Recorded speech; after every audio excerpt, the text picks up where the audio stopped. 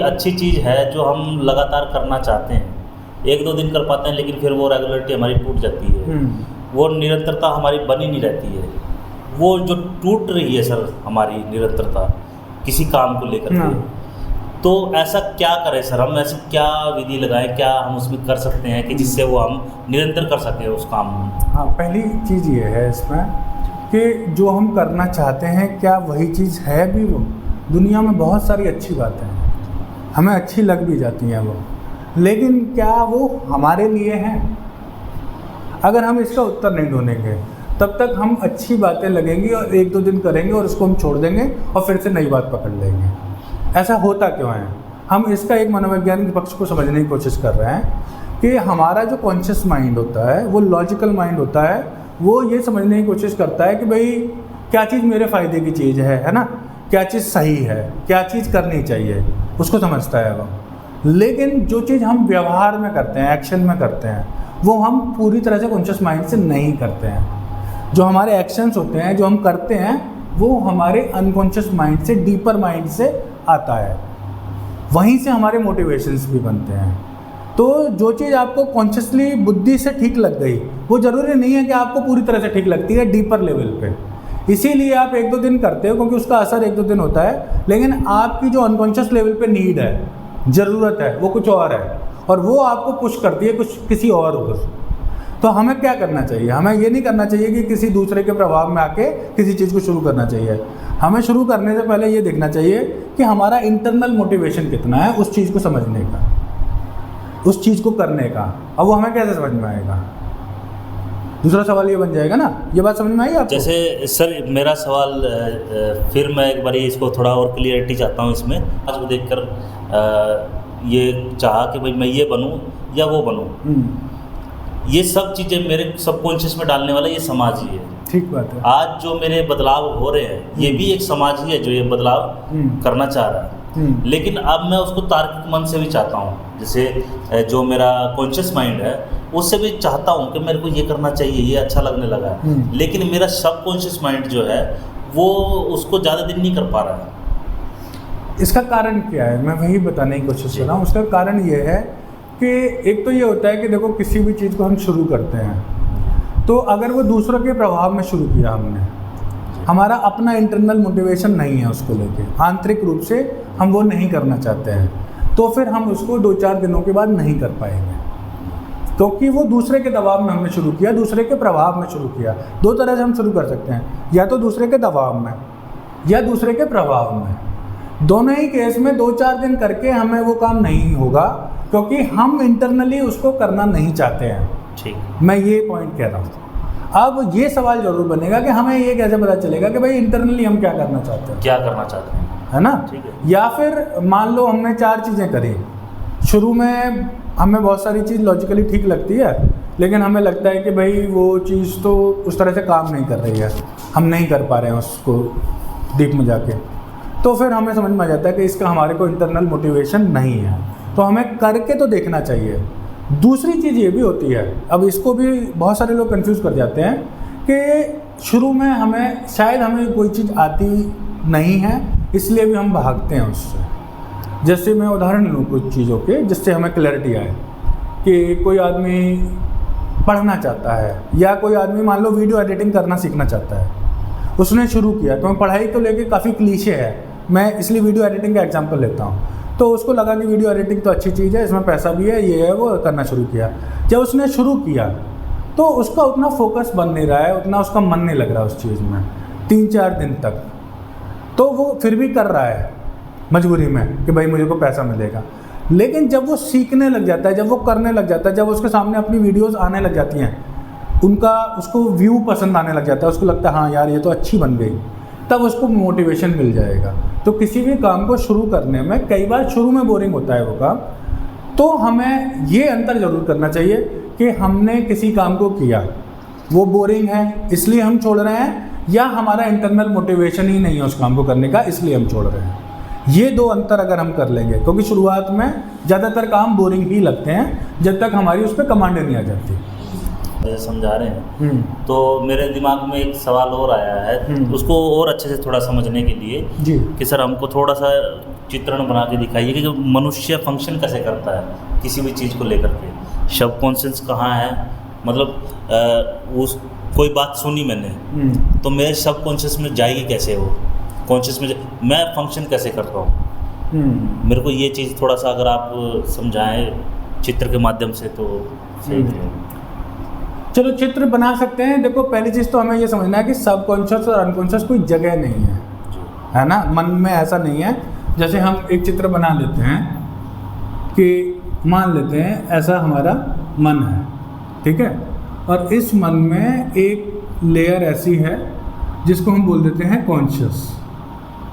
तो इसका मतलब ये नहीं है कि ये कोई स्पेस है, ये सब जो हो बनाया ये हमने, इसका मतलब ये है ऐसे विचार जिनके प्रति हम अवेयर होते हैं, जिनके जो विचार हमारे मस्तिष्क में आते हैं और हमें पता चलता है कि ये हमारे मस्तिष्क में आए हैं, जिन पे हम सोच सकते हैं, जिन पे हम लॉजिकली सोच सकते हैं, वो पार्ट हो गया कॉन्शियस। लेकिन ये मन में स्पेस नहीं है, ठीक है।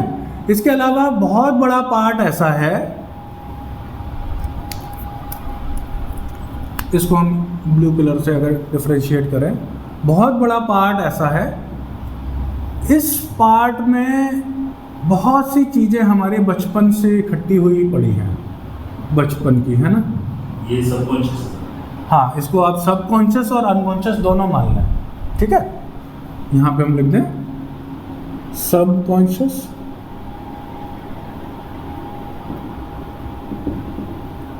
और अनकॉन्शियस।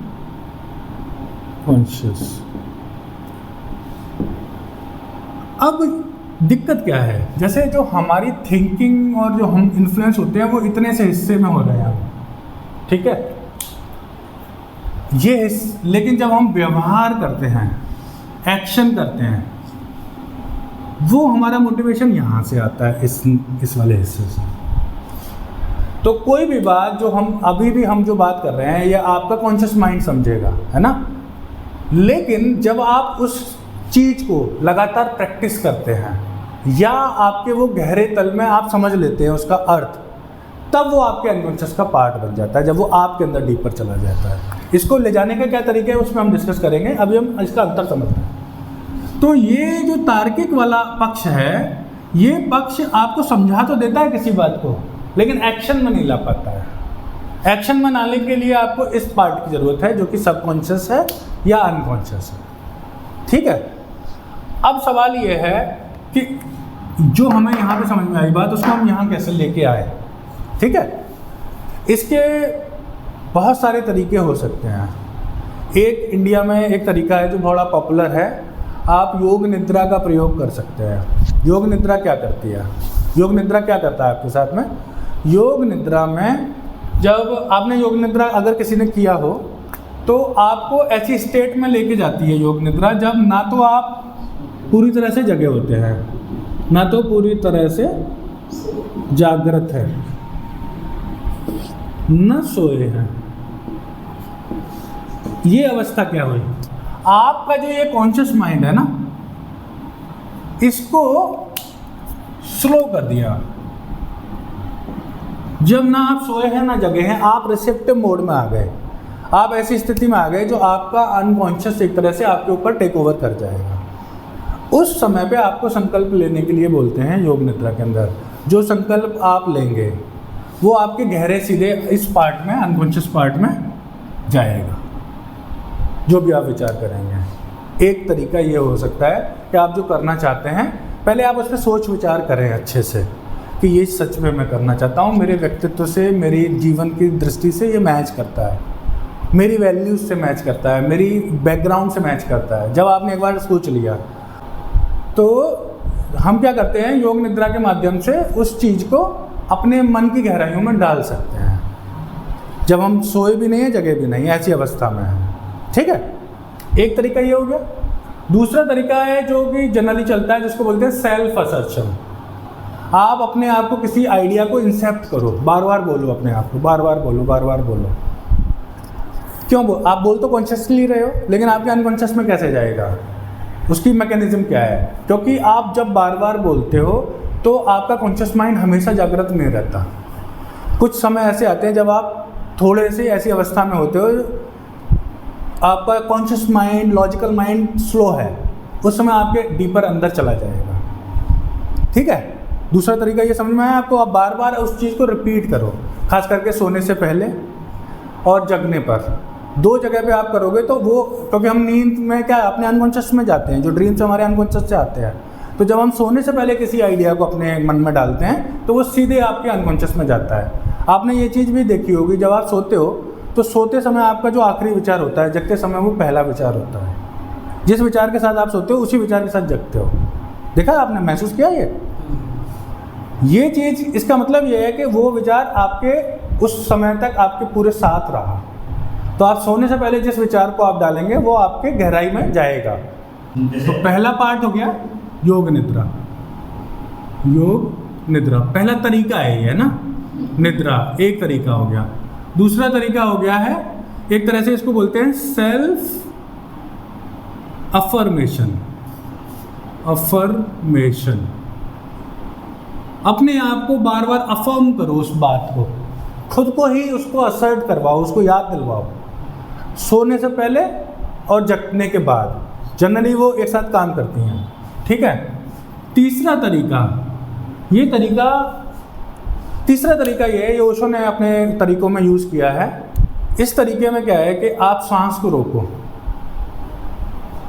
और सांस को उस क्षण तक रोको जब तक कि बिल्कुल आपको ऐसे छटपटाने ना लग जाए, जब तक आपको लगे ना कि भाई अब तो मैं मरने वाला हूँ, और उस समय पे बोलो कि मुझे ये चीज़ करनी है।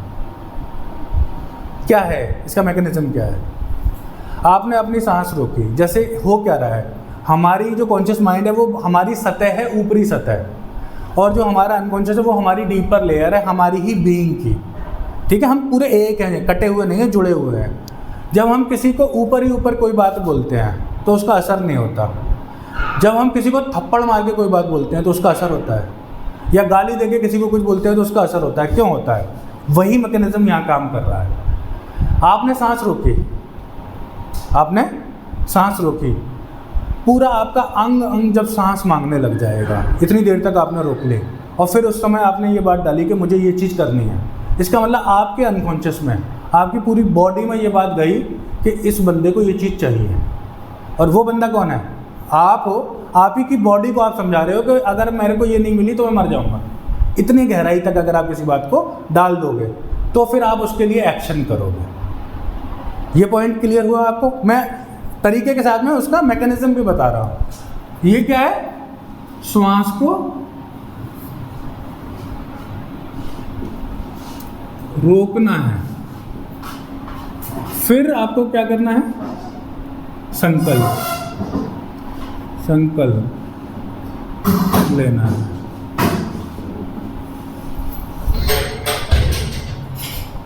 ठीक है। ये 3 तरीके हैं जिसको हम यूज़ कर सकते हैं। किस चीज़ के लिए? किसी भी विचार को अपने अंदर डीप में ले जाने के लिए, अनकॉन्शियस में ले जाने के लिए। लेकिन मैं ये कहूँगा, कोई भी विचार जो भी आप ले जा रहे हो, सोच लेना, अच्छे से समझ लेना पहले कि वो आपके व्यक्तित्व और आपकी परिस्थितियों के हिसाब से ठीक होनी चाहिए। ऐसी चीज़ें मत डालना जो आप ही को नुकसान करें बाद में जाके। ठीक है। तो इस पे हमें पहले चिंतन करना है। इसीलिए कॉन्शियस माइंड बेकार की चीज़ नहीं होती। कॉन्शियस माइंड बहुत यूज़फुल चीज़ होती है। वो आपको बताती है लॉजिकली कि क्या चीज़ काम की है, क्या चीज़ काम की नहीं है। जब आपने जान लिया अच्छे से कि भाई ये चीज़ तो मुझे करनी ही है अपनी लाइफ में, तब फिर आप उसको इन तीनों में से कोई भी स्टेप अपना सकते हो। तीनों स्टेप अपना सकते हो, बदल के तीनों स्टेप अपना सकते हो। बात एक ही होनी चाहिए जो आप संकल्प ले रहे हो, तो वो घूम के हर तरह से आपके गहरे में चली जाएगी और उससे आपका एक्शन निकल के आएगा। सिर्फ सोचने से, समझने से, बौद्धिकता से नहीं आता है। इसीलिए आपने देखा होगा बहुत से लोग बातें कुछ करते हैं, करते कुछ है। उसका कारण ये है उनका व्यक्तित्व बटा हुआ है, जो ऊपर से दिखाने वाला व्यक्तित्व है और एक अंदर से एक्शन वाला व्यक्तित्व है जो सच में अंदर से है। तो उन दोनों के बीच एकता तभी आएगी जब आप डीपर लेवल पे अपनी बात को गहरे से लेके जाओगे। ये बात अब समझ में आ गई होगी शायद। ठीक है। इसको आप अप्लाई करके देखो, फिर उसके बाद आप बताना कि आपके रिजल्ट्स कैसे रहे, या आप कर पा रहे हो या नहीं कर पा रहे हो, उसका इम्पैक्ट आ रहा है कि नहीं आ रहा है आपकी लाइफ में। ठीक है। ठीक है।